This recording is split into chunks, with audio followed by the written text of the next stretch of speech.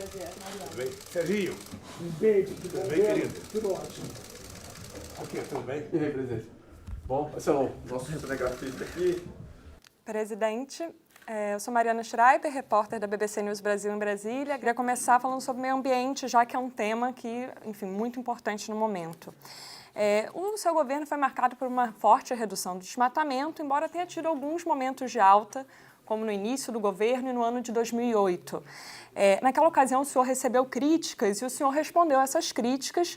Algumas declarações daquele ano, o senhor criticou as tentativas de interferência internacional no assunto de meio ambiente do Brasil. Agora a gente está vendo esse cenário novamente. O presidente francês Emmanuel Macron chegou a dizer que não descarta um debate sobre criar um status internacional para a Amazônia. Queria saber se o senhor mantém sua crítica a tentativas de interferência externa nesse assunto, ou mesmo as manifestações, se o senhor vê algum risco para a soberania da Amazônia. Eu vejo um risco na soberania da Amazônia com o discurso do Bolsonaro tentando colocar o filho dele de embaixador nos Estados Unidos, quem sabe para permitir que indústrias americanas venham pesquisar na Amazônia.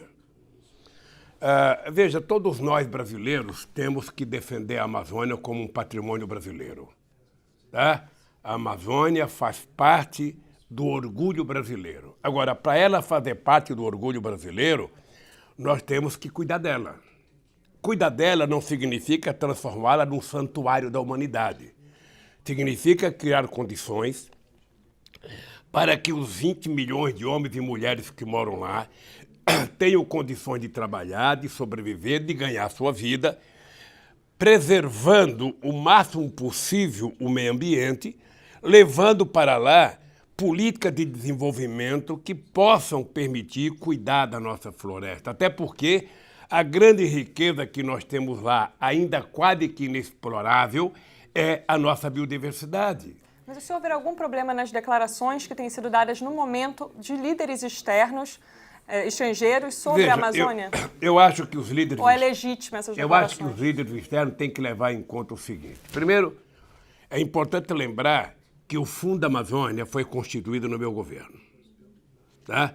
Isso é uma demonstração de que eu não tenho nenhum problema de contribuir com outros países para ajudar a cuidar da Amazônia. Até porque eu dizia, se vocês querem ajudar a cuidar da Amazônia, ajudem para que o país possa ter uma política correta de desenvolvimento na Amazônia.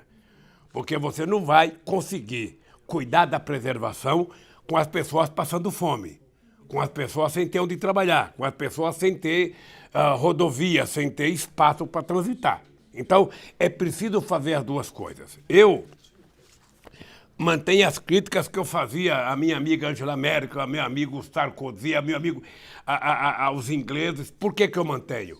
Porque se querem ajudar a cuidar da Amazônia, o nosso comportamento em todos os fóruns internacionais foi exemplar. Exemplar na produção de biocombustível. Eu não esqueço nunca que os europeus tinham decidido que até 2020 iria ter 10% de etanol na gasolina da Europa inteira. Eles esqueceram isso. Esqueceram. Ou seja, então é preciso que haja seriedade. Seriedade. E não vamos discutir apenas em função do que está acontecendo agora, porque o que está acontecendo agora, uma parte das queimadas, é proposital. Já saiu na imprensa, publicada pela imprensa, que o Ministério Público do Pará avisou ao IBAMA com 3 dias de antecedência que, por zap, os fazendeiros estavam preparando o dia do fogo. Presidente, sobre essa questão... Deixa só terminar essa explicação. E não foi tomado nenhuma atitude. Eu queria te lembrar uma coisa. Pega os discursos do Bolsonaro e pega o discurso do governo dele. Eles acham que tem que acabar com terra indígena, acabar com terra de quilombo, que tem que acabar com reserva. Sabe? É um absurdo. Quando eu cheguei na presidência, é importante lembrar, quando eu cheguei na presidência, o IBAMA tinha 380 funcionários para cuidar desse país. Tá? A ministra era a Marina da Silva. Ninguém pode dizer que a Marina era uma ministra que não se preocupava com o meio ambiente, como ninguém pode dizer do MINC. Nós fomos estruturando o país para que, depois de 2005, até a saída da Dilma, o país fosse muito respeitado na sua política de preservação ambiental e no cuidado que a gente tinha da nossa floresta. Presidente, mas o desmatamento começou a crescer em 2012, ainda no governo da presidente Dilma Rousseff. O que foi feito de errado, então, no governo da presidente? Veja, eu não sei o que foi feito de errado no governo da Dilma. Você pode ter um ano que você cresce um pouco a mais, um pouco a menos. Eu tenho aqui até os dados do crescimento, foi muito pouco. O crescimento começou a aumentar, ele foi até, de certa forma, controlado em alguns instantes. Em 2012, no governo da Dilma, o desmatamento chegou... Não cresceu em 2012. Cresceu, porque os dados do PROD não são anuais. O dado de 2013 pega metade de 2012 a metade de 2013. Em 2013, nós tivemos na Amazônia 5.800 quilômetros quadrados. Em 2012, tinha 4.571 quilômetros. Foi o mais baixo. Foi o mais baixo. Olha, se você vai comparar, sabe, 1 quilômetro com 2,5, cresceu bastante. Mas nós estamos falando aqui que houve um decréscimo em todo o governo da Dilma. Começou a crescer, em 2015 já foi para 6 mil, em 2016 foi para 6.800, 2017 para 7 mil, 2018 para quase 8 mil e agora 2019 que não temos ainda quilometragem. Há uma tendência de crescimento desde 2012, que eu digo porque o dado de 2013 engloba metade de 2012. Mas é muito pouco. Perfeito. Eu queria falar com o senhor sobre Belo Monte, que o meu colega começou a abordar esse assunto. E o senhor, em 2010, o senhor sempre foi um grande defensor de Belo Monte, o senhor foi ao Pará e discursou dizendo que não seriam repetidos erros das construções das usinas de Balbina e Tucuruí. No entanto, Belo Monte houve muitos erros na construção. Uma delas foi o IBAMA não queria liberar licença sem antes uma revisão de estudos. Houve uma intervenção no IBAMA, ainda durante o seu governo, para a liberação dessa licença. A licença colocou uma série de condicionantes, exigências para evitar que houvesse impactos sociais e ambientais. Essas exigências foram descumpridas e as licenças continuaram sendo liberadas. Então, houve uma ação leniente do IBAMA durante o governo do senhor e da presidente Dilma quanto a Belo Monte. Mariana, posso te dizer com sinceridade, nunca houve intervenção do meu governo no IBAMA. Alguém te deu a informação, te deu uma informação totalmente equivocada. Isso foi amplamente noticiado na época. Não houve nenhuma. Eu fui a Altamira fazer um discurso de Belo Monte e fui mostrar o discurso que se fazia quando foi feito Itaipu. Em 74, quando foi feito Itaipu, se dizia que Itaipu iria mudar o eixo da terra. Se dizia que o lago de Itaipu não ia conseguir segurar a água ia vazar, acho que ia cair no Japão, sei lá. Ou seja, eu fui mostrar que a gente estava sendo muito responsável em Belo Monte, que tinha sido feito todos os acordos que foram possíveis fazer, e a Belo Monte começou a ser construída depois que eu deixei o governo. Sim. É importante lembrar isso. Mas foi um projeto do senhor, né? Então, veja, era um projeto antigo. Belo Monte é um projeto de 40 anos. Acho que o senhor abraçou esse projeto. Eu abracei, não, eu queria fazer. Sim. E tenho orgulho de ter feito Belo Monte, porque esse país precisa de energia. E Belo Monte é uma hidrelétrica de meio fio, uma hidrelétrica que não tem lago que vai inundar áreas desnecessárias. A cheia do lago é a cheia da enchente. É que o impacto da enchente é apenas um dos problemas de Belo Monte. Por exemplo, Altamira. Altamira hoje, segundo o Atlas da Violência, ela é a segunda cidade em taxa de homicídio do país. Mas você está jogando a culpa em Belo Monte? Não, quem estuda esse tema diz que... Mas joga a culpa em quem governa. A população, o grande crescimento da população em Belo Monte, sem um planejamento urbano, sem planejamento de aumento de segurança, etc., trouxe esse impacto para a cidade. Assim como o desmatamento também é o maior município em desmatamento do país. Mas assim, no mundo inteiro, assim, o Brasil, São Paulo virou o que virou, porque muita gente foi para São Paulo por causa do êxodo rural. Se Altamira oferecia a perspectiva de emprego, houve muita gente. Agora, para que tem governo municipal e estadual? Para cuidar disso. A questão é que as licenças que foram dadas para Belo Monte haviam condicionantes a serem cumpridas. Por exemplo, criação de delegacia, criação de saneamento, criação de postos de controle de desmatamento. E é possível comprovar isso, né? Eu li documentos sobre isso, que essas condicionantes não foram sendo cumpridas nos prazos devidos e o IBAMA continuou liberando as licenças. Deixa eu lhe falar uma coisa. Não houve uma preocupação em fazer de forma adequada? Eu participei de reuniões que impôs todas as condicionantes. Quando nós fizemos as Olimpíadas no Rio de Janeiro, a gente colocava como condicionante, depois que terminasse as Olimpíadas, fazer com que todos os próprios públicos construídos para as Olimpíadas fossem dedicados ao povo. Eu tenho visto notícias que não estão sendo. Ora, se alguma condicionante não foi cumprida em Belo Monte, é preciso saber quem está governando a cidade, o Estado, o Brasil, e fazer cumprir. A questão, presidente, as condicionantes eram exigências para a liberação das licenças pelo IBAMA. O IBAMA, que é um órgão federal no governo Dilma, continuou liberando as licenças. Mas deixa eu falar uma coisa para você. Não tente culpar a Dilma pelo que está acontecendo em Belo Monte hoje. Sabe, cada um de nós é responsável pelo período que você governa o país. Ou seja, se tem problema, você conserta. Belo Monte era uma necessidade do país. Belo Monte era uma necessidade do país. Eu duvido que tenha um país no mundo que tivesse as condições de fazer uma hidrelétrica como Belo Monte que não fizesse. E alguns fariam ainda com lago. E nós resolvemos fazer sem lago e um dia vamos pagar um preço. Um dia vamos pagar um preço, porque a hora que o Brasil estiver necessitando de energia e não tiver energia, vão dizer por que não fez um lago em Belo Monte? Presidente, o que a Dilma fez no governo dela tem consequência até hoje, né? Não dá para dizer que ela não é culpada pelo que não acontece. Pois é, mas conserta. Conserta. Se tem alguma coisa que não foi feita, é só consertar. Mas não se pode também fazer uma revisão do que foi feito errado, tomar uma responsabilidade pelo que foi feito errado nos governos anteriores? Me diga o que foi feito errado. Isso, liberaram as licenças sem o respeito às condicionantes. Isso gerou impactos. Presidente, agora seguindo adiante por um tema sobre o governo Bolsonaro e também as eleições um pouco.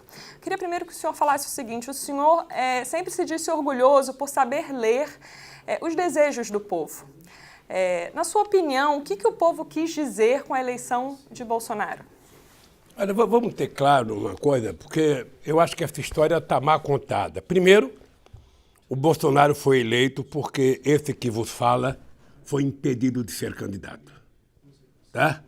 O grande cabo eleitoral do Bolsonaro foi a minha condenação e a decisão da Justiça Eleitoral. Segundo, é importante lembrar que o Bolsonaro teve 39% da totalidade de votos no Brasil. Se contar só os votos válidos, ele teve 50 e poucos por cento. Portanto, você tem 61% do povo brasileiro que não votou no Bolsonaro. Segundo, uma parte dos votos você sabe que foi a base do fake news, da maior campanha de mentira já conhecida no Brasil, e que eu acho, que eu não sei porquê, mas eu acho que o PT deveria ter feito uma briga para exigir uma apuração correta sobre a questão do fake news. O PT aceitou o resultado, diferentemente do Aécio, que não aceitou o resultado da Dilma, numa eleição legal, em que não teve fake news, o PT aceitou, deixou. Então agora o seu Bolsonaro, ele só tem que governar. Ele ganhou para governar, ele governe. E ele vai colher o que ele plantar. Ele vai colher o que ele plantar. Eu, como fui presidente da República, eu não sou daqueles que ficam torcendo para as pessoas que governam dar errado, porque quem paga o pato é o povo. O que eu quero é que ele resolva o problema do povo brasileiro. Porque estamos há um ano só ouvindo falar em corte e ajuste, corte e ajuste, corte e ajuste, e não se ouve falar em desenvolvimento, em emprego, em política industrial, sabe? Isso não existe. Então eu não sei onde vai parar o país. Concretamente, o PT chegou a disputar depois do senhor, escolheu pelo Haddad e o PT foi derrotado. O senhor se arrepende de alguma forma desse cálculo político? Acha que poderia ter havido, olhando para trás, um outro cálculo, uma outra estratégia? Posso te falar uma história? O PT teve uma votação extraordinária nas condições em que foram as eleições. Eu, quando vim para cá, eu poderia ter tomado uma decisão, outra, e não vim para cá, mas eu vim para cá. Tá? Eu me entreguei à Polícia Federal aqui porque eu queria provar todas as safadezas que fizeram comigo. E vou provar. É uma questão de tempo. Eu tinha muita clareza do ódio que estava tomando conta da sociedade brasileira. A sociedade foi instigada a ser antipolítica durante muito tempo. Isso aconteceu na Inglaterra com o Brexit. Sabe? Todo mundo sabe o que aconteceu.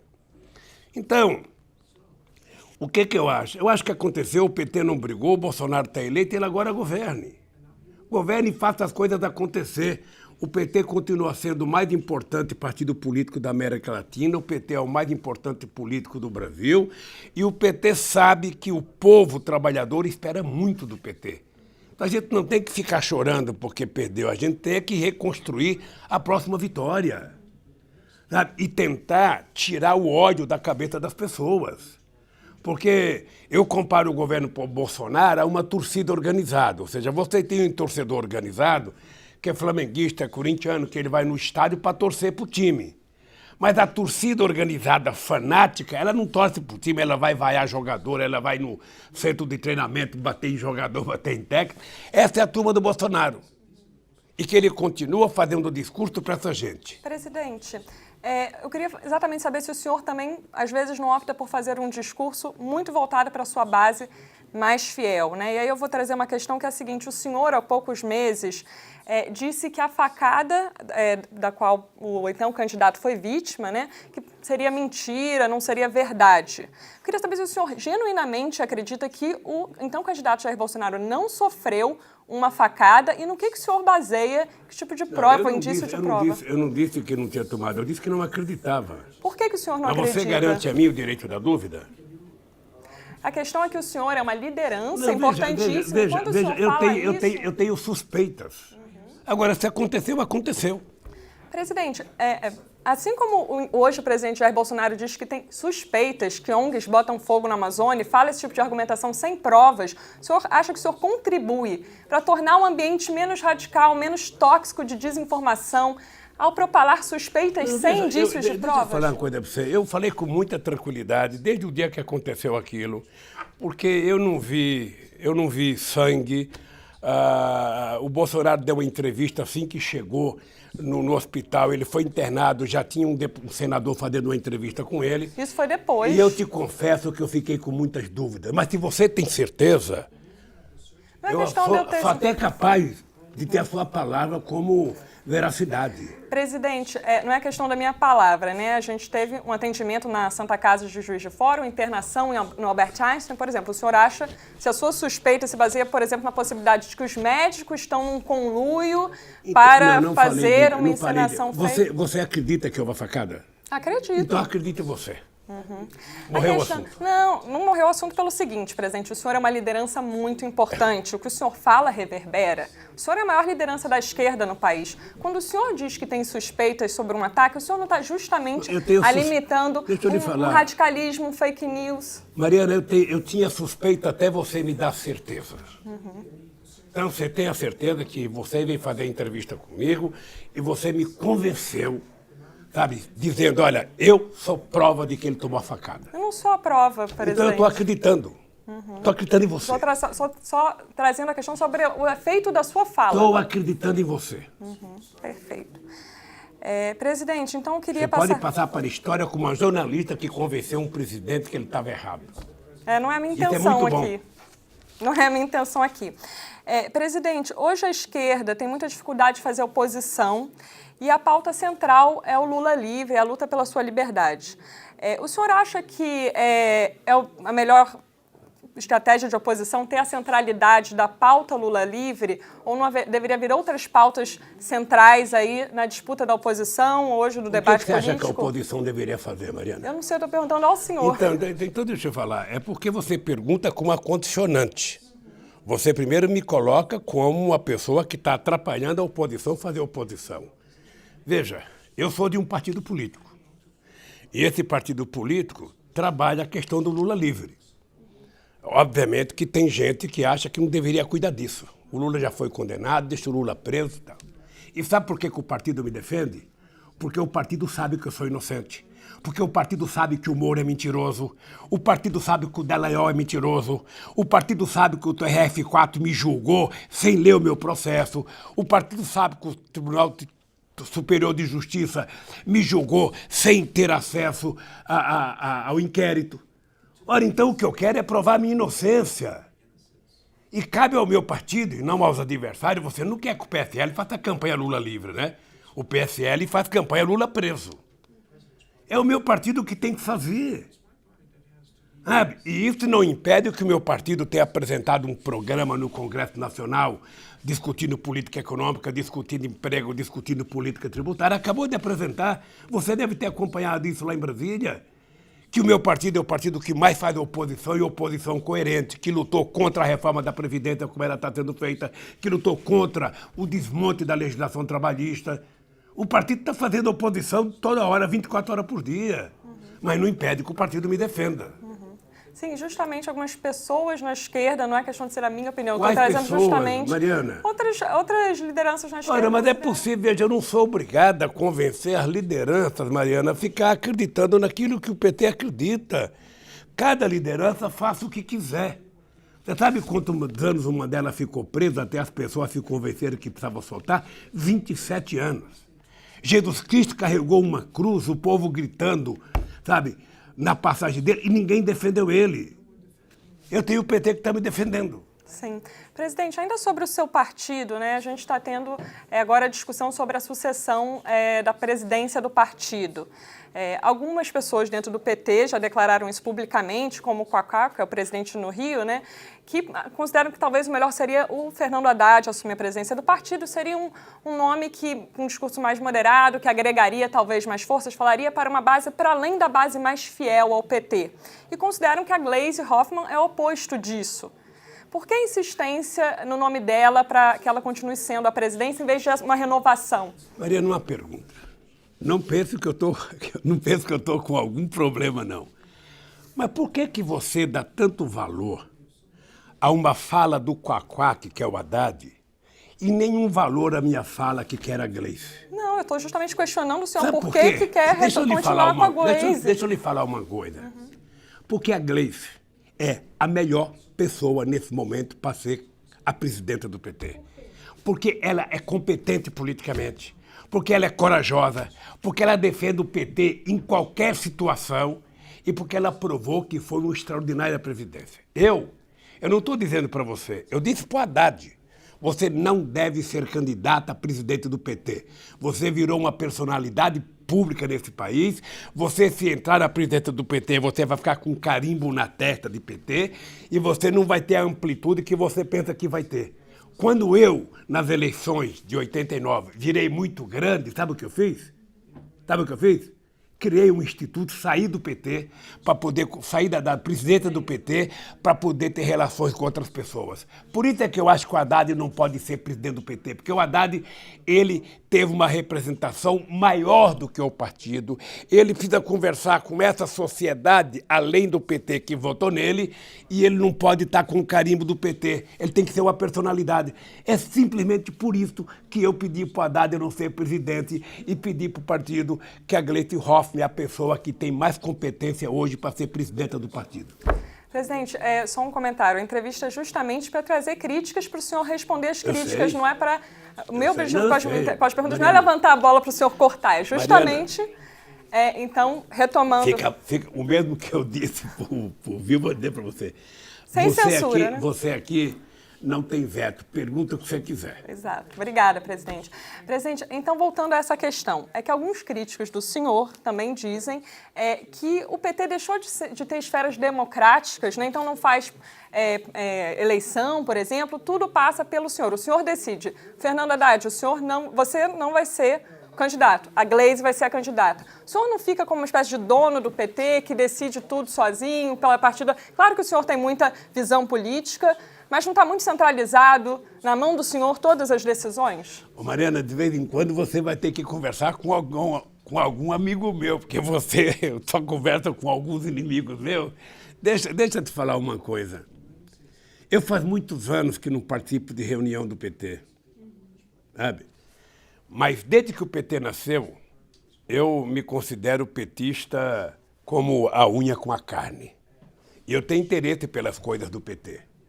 E naquilo que eu sou consultado, eu tenho opinião. Tenho opinião para defender o PT como o maior partido de esquerda da América Latina, quizás só não é do mundo por causa do Partido Comunista Chinês. Mas não tem nenhum partido similar ao PT. Tá? O partido é muito forte, é por isso que tem um ódio contra o PT. O PT não é odiado pelas coisas más que ele fez, ele é odiado pelas coisas boas. Ora, e toda vez que eu posso dar um palpite no PT, eu dou, eu já perdi quantas vezes. Eu vou te dizer uma coisa, quando houve o colégio eleitoral, eu era contra expulsar deputados do PT que foram ao colégio eleitoral. Eu perdi, o PT expulsou e eu me contentei. Eu era favorável a que a gente tivesse no Brasil o parlamentarismo. Quando chegou na Constituinte, o PT fez uma prévia interna, uma votação. Mais de 80 mil pessoas votaram. E eu perdi. E eu acatei. Então, no PT a gente perde, a gente ganha, porque o PT é um partido altamente democrático. Você veja, se eles quiserem tomar uma decisão, eles tomam uma decisão, eu não preciso nem ouvir, porque eu não posso nem saber. Sabe? Entretanto, quando os companheiros do PT decidem mandar notícia para mim, é porque há uma relação de confiança entre eles e eu. E eu acho isso muito bom, porque eu sempre tive muita confiança no PT. Presidente, o senhor está falando sobre o tamanho do PT, a força do PT. Sem dúvida, o PT estava muito desgastado e ainda assim conseguiu chegar ao segundo turno. Mas, por outro lado, o PT teve um resultado muito ruim na eleição municipal passada, né, um encolhimento muito grande no número de prefeituras. Ele também ficou muito localizado, o bom desempenho dele dessa última eleição no Nordeste, né, onde tem governadores, uma bancada muito forte. Como que fica o futuro do PT para ele se recuperar disso, né, desse baque que ele levou em algumas questões, dado o antipetismo? Como que os senhores vão furar essa bolha do antipetismo, por exemplo, mantendo na presidência uma pessoa que tem um discurso mais radical, que fala mais a base fiel do PT? Como que será essa estratégia? Você sabe que a democracia, Mariana, o importante da democracia é essa possibilidade de alternância de poder que ela permite. Não sei se você sabe, em 1980, eu fui na Inglaterra fazer greve contra a Margaret Thatcher. Na época, parecia que ela era invencível. E logo depois apareceu o Partido Trabalhista e ganhou. Depois parecia que o Tony Blair era invencível. Logo aparece outra pessoa e derrota ele. É assim a democracia. O PT ganhou, o PT perdeu, o PT já ganhou com a Luiz Erundina, já perdeu, já ganhou com a Mata, já perdeu, já ganhou com a Haddad, já perdeu. Sabe, mesmo na presidência, um dia o PT tinha que perder, sabe? O que eu lamento é que não tenham deixado o PT disputar com a sua força toda. O PT, esqueça a eleição de 2012, ela acabou, esqueça de 2016, ela acabou, vamos pensar na eleição de 2020, o PT precisa escolher um candidato e disputar as eleições ou fazer aliança política. O PT é o único partido enraizado nas entranhas do povo brasileiro. Presidente, o senhor falou, vamos pensar em 2020, né? Justamente uma reportagem da revista Veja indicou que o senhor defendeu uma aliança nacional com PSB, PDT, PCdoB e PSOL, na qual o partido que tiver o candidato com mais chances de vitória receberia o apoio dos demais. Queria saber se o senhor confirma Mariana, isso se você e puder, isso, como é que estaria andando isso? Eu nunca dei entrevista para a Veja. Não, eles provavelmente ouviram interlocutores do senhor. E nunca acredito na revista Veja. Então, se você puder perguntar para mim, sempre citar a Veja, porque a Veja eu considero um lixo da imprensa brasileira. Tudo bem, eu gostaria há de mais saber de 30 anos. se há essa articulação entre os partidos. Eu acho que o PT ele tem que fazer aliança política, o PT tem que trabalhar sabendo que em alguns momentos a melhor opção não é a candidatura do PT, é a candidatura de outro partido político. E o PT fazer aliança, nós já cansamos de fazer. Nós já apoiamos outro candidato em Porto Alegre, já apoiamos outro candidato em outras cidades, não tem nenhum problema. Em São Paulo, se o PT não tiver um candidato e algum partido aliado tiver um bom candidato, o PT tem que fazer aliança. É assim que... E vale para a presidência da República. Se o PT tiver um partido que tem um candidato melhor do que o PT, por que não apoiar o candidato? A aliança não vale só quando o PT está na cabeça, vale quando os outros também podem estar na cabeça. Agora, o que não pode, Mariana, é o PT aceitar a ideia das pessoas não gostarem do PT, porque o PT é muito grande. Olha, que culpa tem o PT? Anota para você ver. O PT foi o segundo em 89, foi o segundo em 94, foi o segundo em 98, foi o primeiro em 2002, foi o primeiro em 2006, foi o primeiro em 2010, foi o primeiro em 2014 e seria o primeiro em 2018, mas foi o segundo outra vez. Olha, que culpa tem o PT se desde 1989 o PT está ou em primeiro ou em segundo lugar em todas as pesquisas feitas no país, em todas as disputas? Sabe, o PT, se você pegar as eleições estaduais, tem vários estados que o PT apoia candidatos de outros partidos políticos. É assim. Agora, Mariana, o PT é muito grande. Eu sei. Então o senhor eu trabalha até... para a eleição do próximo ano, por exemplo, que o PT possa não ter um candidato em São Paulo. Pode. Pode. O pessoal do PT sabe o que eu penso. O que o senhor pensa? O PT tem muita gente em São Paulo. Muita gente. Agora, é importante saber quem vai ser os adversários. Você poderia dizer, eu disse para o Haddad que ele não deveria ser candidato a prefeito de São Paulo. Por quê?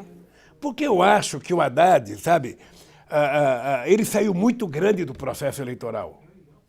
Nós precisamos cuidar do Haddad para conflitos políticos maiores. Mas aí ele não fica fora do cenário, sem cargo, sem mandato, sem presidência do partido? Não sei.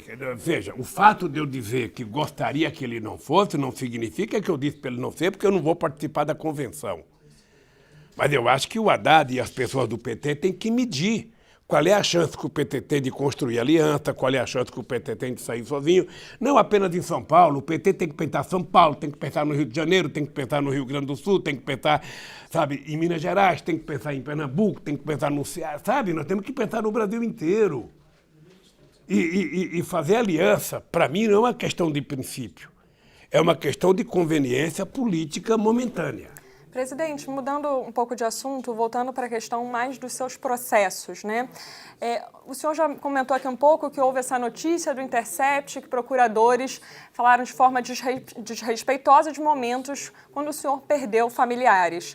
Ontem, uma dessas procuradoras, a procuradora Jerusa Piecili, ela pediu desculpas ao senhor no Twitter. Não sei se o senhor já teve acesso a essa mensagem.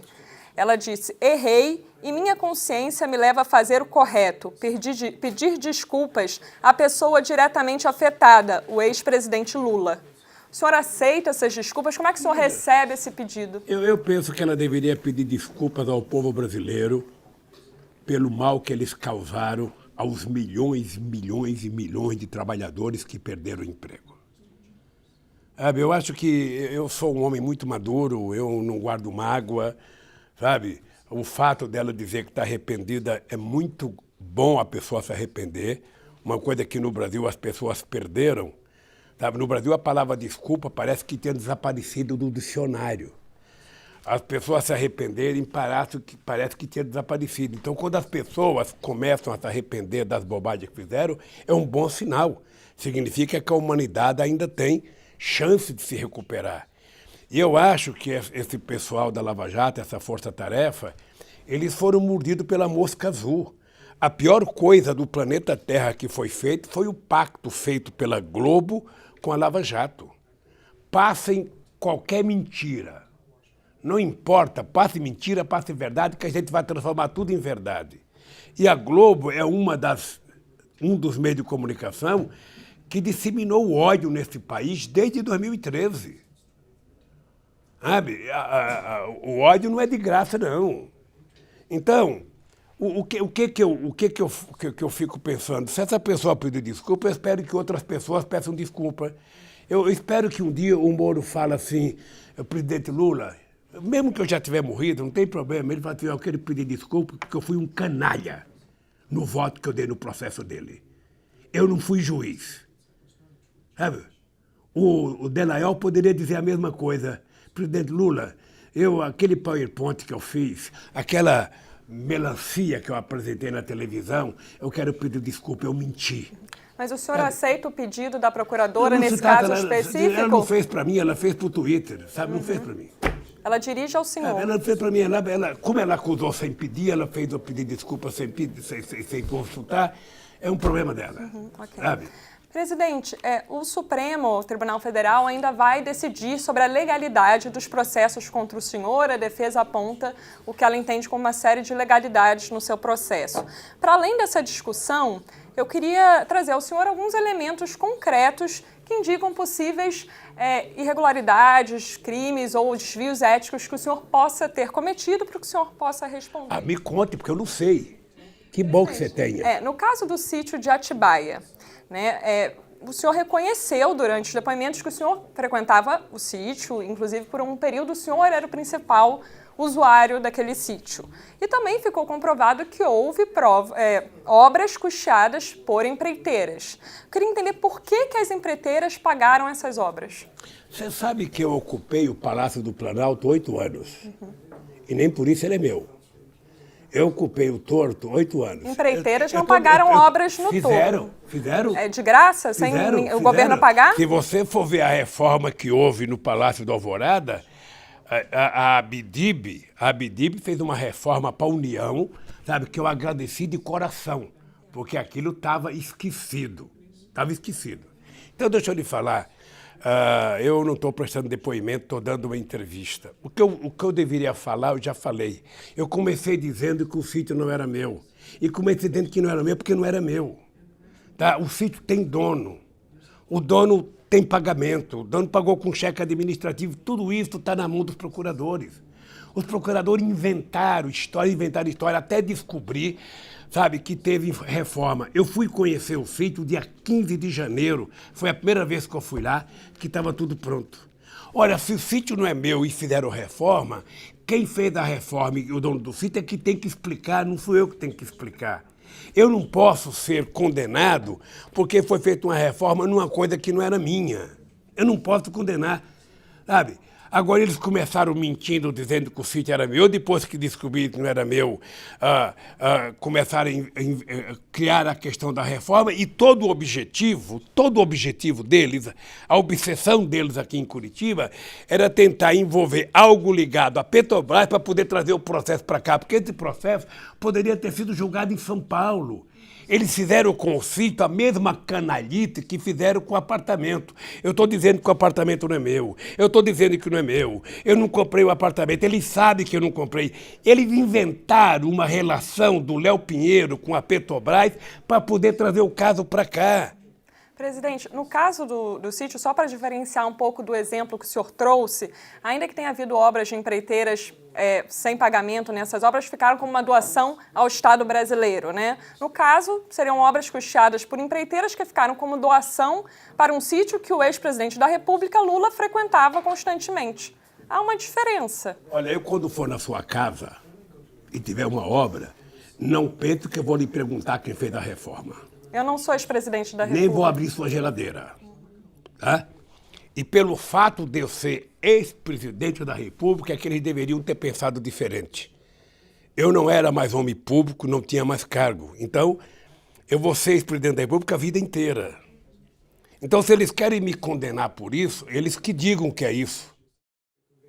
O fato de o senhor ser ex-presidente da República, o senhor vai ser pela vida inteira, o senhor ser a maior liderança da esquerda no Brasil, isso não mantém o senhor com uma série de responsabilidades para a vida inteira? Eu acho bom você dizer isso para os outros, sabe, que eu sou a maior liderança de esquerda do Brasil, porque... Acho que não há dúvidas sobre isso. Deixa eu te dizer uma coisa. Eu fui presidente 8 anos, eu fui presidente do PT 13 anos, eu fui deputado federal constituinte mais votado do Brasil.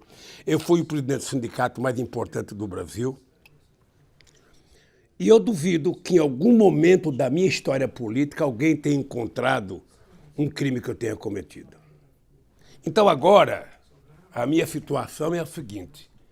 Eu não sou um cara reto no meu comportamento porque eu sou ex-presidente. Eu sou assim porque Dona Lindu, uma mulher que nasceu e morreu analfabeta, uma mulher que cuidou de 12 filhos, essa mulher me deu educação. Então, eu tenho um comportamento reto. Quando eu era presidente, você nunca me viu jantando na casa de alguém, você nunca me viu num casamento, você nunca me viu num aniversário, porque foram 8 anos de celibato meu dentro da presidência. E você assim, eu sou assim, essa é a minha vida. Então, querido, é o seguinte, agora não é eles que estão tentando achar um crime que eu cometi. Eu agora estou exigindo que eles provem a minha inocência. Eles que têm que provar, não sou eu, não.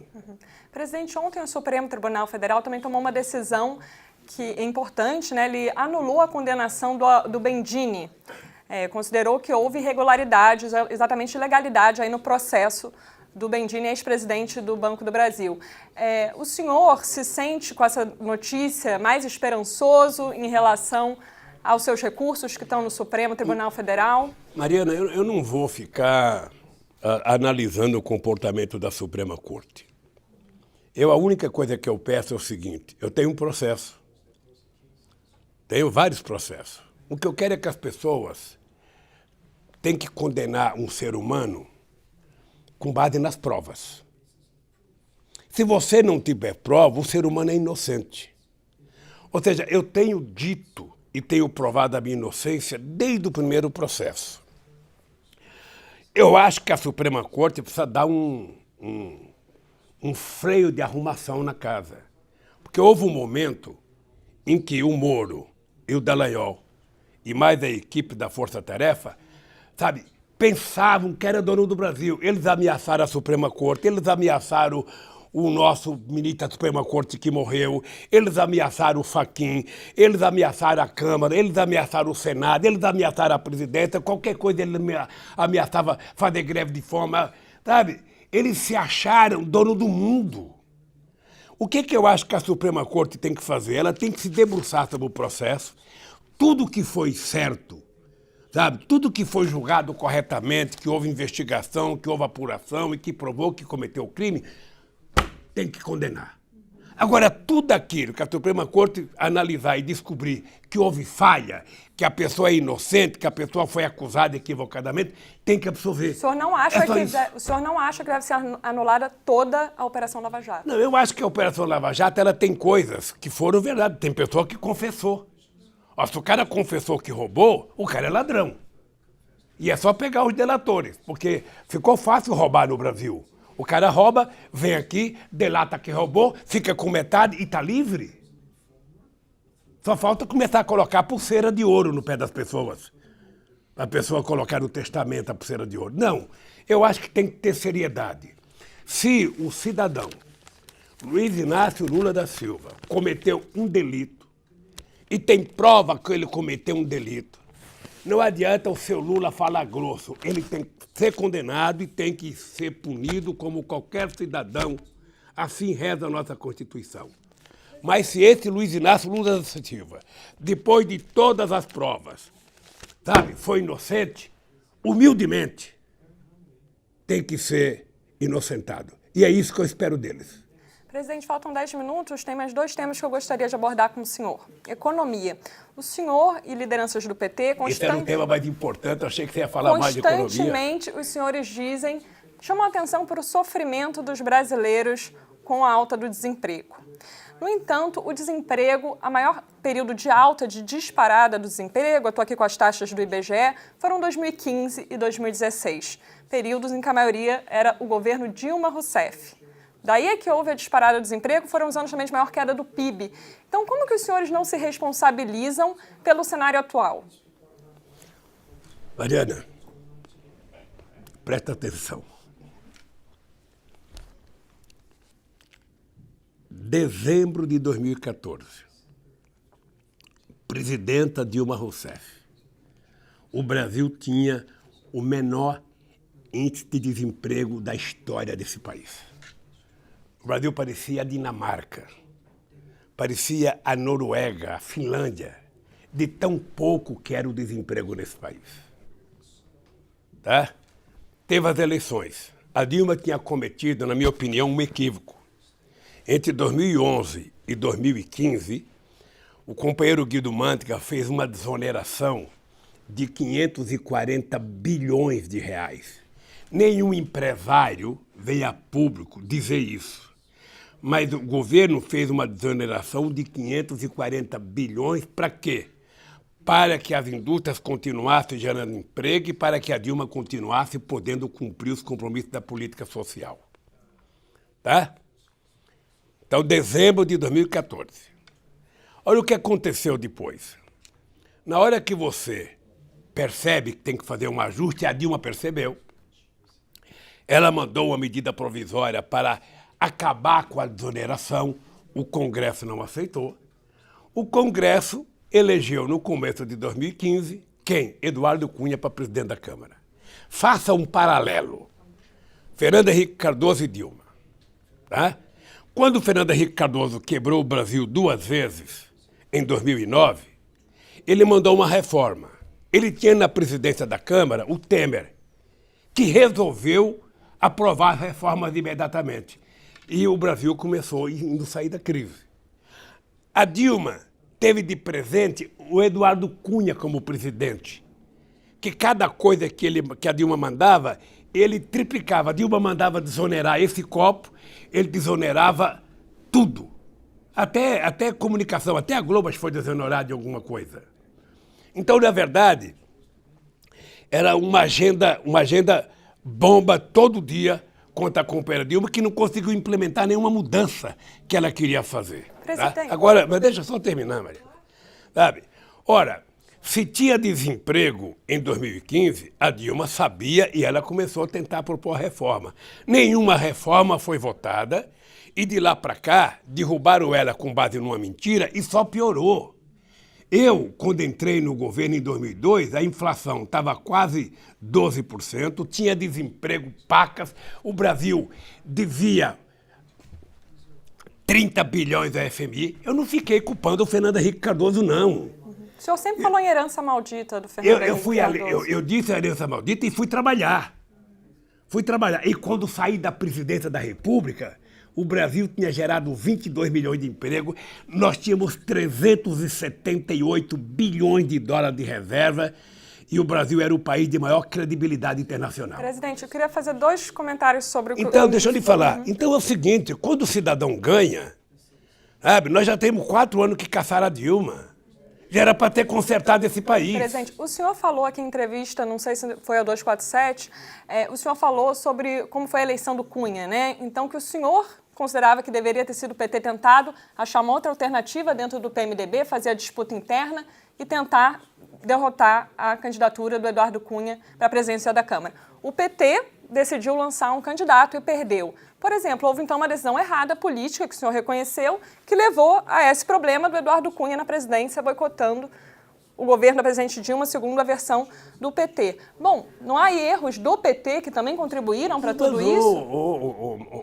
Mariana, quantos erros você cometeu essa semana na sua vida, eu cometi na minha? Todos nós cometemos. Veja, eu fui alertar o PT que era humanamente impossível, matematicamente impossível, o PT disputar a presidência da Câmara em 2015.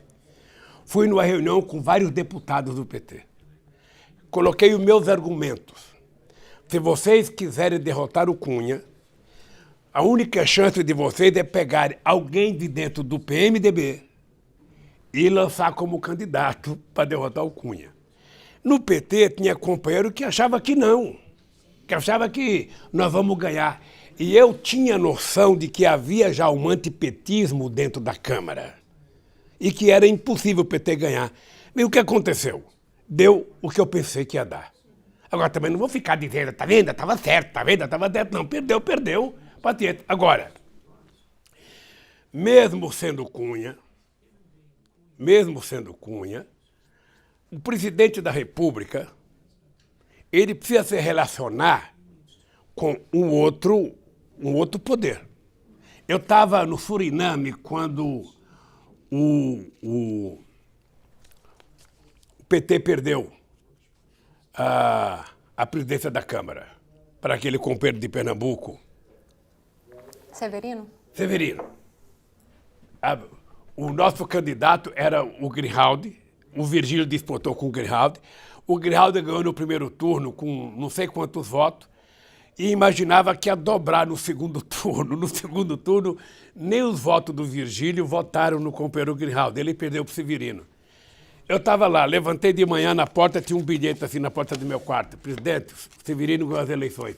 Você acha que eu ia ficar com raiva? Não, peguei o telefone e liguei para o Severino. Companheiro Severino, estou no Suriname, estou regressando ao Brasil. Quando chegar, o primeiro café da manhã é com você.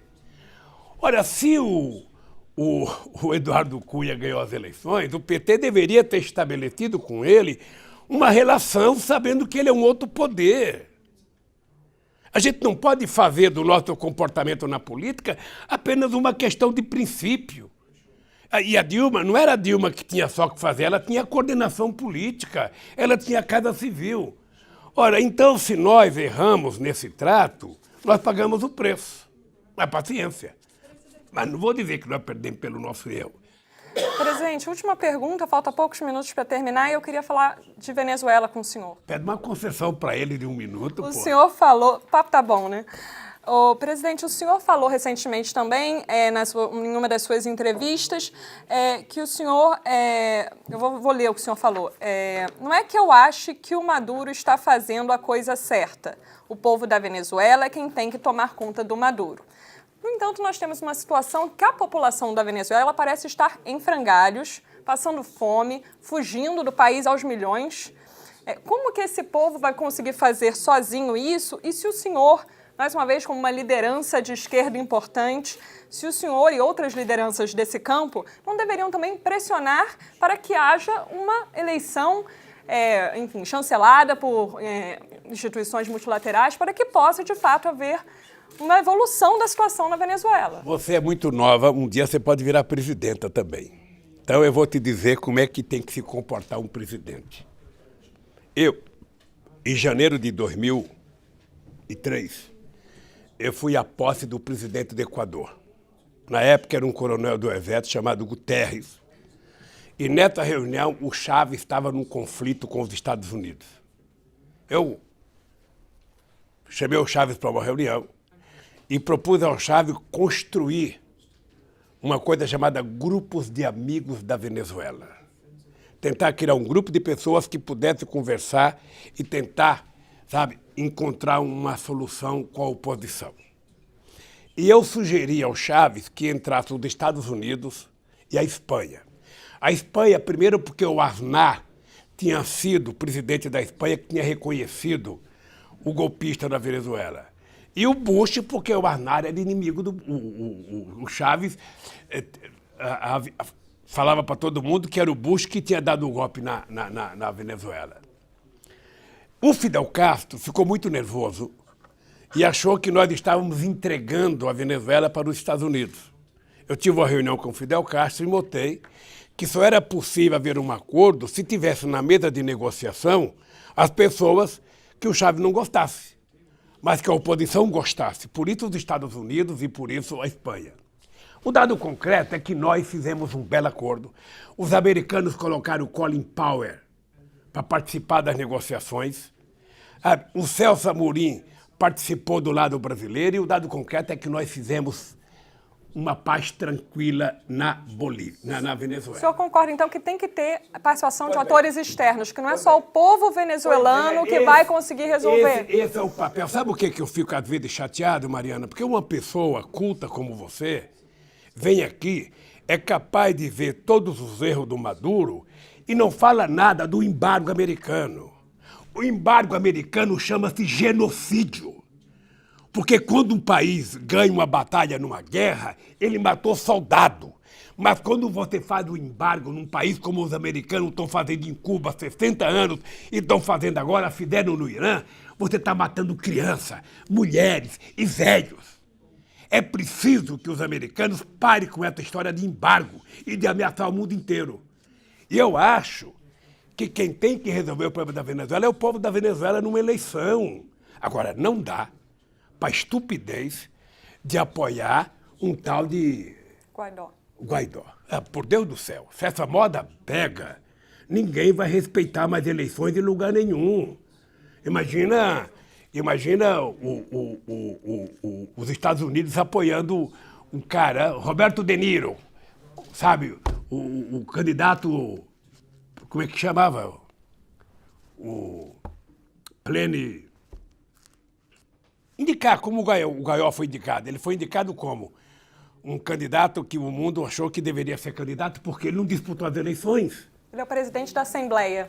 Mas não era presidente da República. Então, é preciso parar com essa estupidez. Eu achei uma pequenez do mundo, inclusive do Brasil. O Brasil é um país que ele pode ser o gestor da paz aqui na América Latina se tiver gente que queira paz. O Brasil chegou a ter um superávit comercial de quase 5 bilhões com a Venezuela. O Brasil tem que ter um carinho com a Venezuela muito grande. Eu passei muito tempo da minha vida, Mariana, telefonando para o Chávez e para o Uribe para manter a paz entre a Colômbia e a Venezuela. Só para você ter ideia, uma vez eu liguei, a Condoleezza Rice fez uma crítica no jornal Miami Herald contra o Chávez. O Chávez foi para a rua fazer uma passeata contra os americanos. Eu liguei para o Bush. Liguei e falei, Bush, ó, se você quer que o Chávez não faça passeata com você, manda a sua secretária parar de escrever bobagem contra ele nos jornais americanos. Sabe, pega o telefone, ligue e converse pessoalmente. Então, a maioria das brigas existentes é por falta de conversa. O papel do Bolsonaro não era ficar falando da quantidade de asneira que ele falou, ou do seu ministro, era ter pegado o telefone e ter ido conversar com o Maduro. Tem coisa para dizer? Diga para o presidente, diga na cara do presidente. Você não fica brigando, sabe, da forma mesquinha, pequena. E, meu Deus, o que foi feita? Infelizmente, o nosso tempo acabou. Porque você quer, eu estou aqui, eu não estou nem vendo eles. Porque a Polícia Federal tem um horário, fixou esse horário. Eles não vão te prender. Ah, espero. Eles podem me tirar daqui. Mas deixa eu falar uma coisa, senhor Mariana. Olha, eu queria que você soubesse o seguinte, olha, o Brasil tem um papel muito importante na América do Sul, na África. O Brasil tem que tomar cuidado, porque o Brasil era muito respeitado. Agora, quando você tem um governante que não se respeita, também ninguém respeita. O Brasil, quantas vezes o Chávez me ligava, Lula, fala para o presidente Bush. Eu ligava para o Bush para discutir coisas da Venezuela. Eu ligava para o Uribe. Eu fui a Letícia fazer uma carta junto com o Uribe e com o Celso Amorim para tentar encontrar um acordo entre Venezuela e Colômbia. Sabe? Você não... Quando um cachorro late para você, você não para na rua latindo para o cachorro. Né? Ou seja, a política é feita por seres humanos. Você conversa, dialoga. O Brasil tem que perceber que a Venezuela é importante. Essa bobagem que o Bolsonaro acredita na bondade dos Estados Unidos. Mariana, não tem um momento histórico em que os Estados Unidos fez um gesto de bondade para o Brasil. Não tem um. Desde a independência americana. Não tem. Então, o Brasil tem que acreditar na sua força, é no seu povo, é na sua soberania, é na sua criatividade. E não ficar achando que alguém vai resolver o problema da nossa incompetência.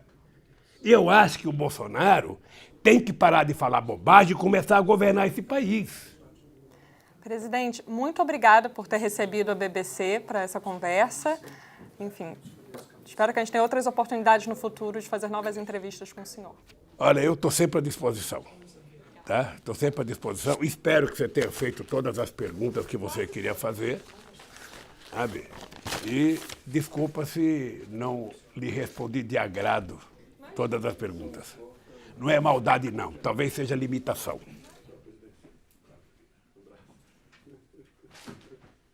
Abraço na esposa, Stuka. Deixa comigo, presidente. Tá bom, obrigado, viu? Cuida dela, viu? Mas ele não precisa conhecer, não, né? Ele é muito bonitão.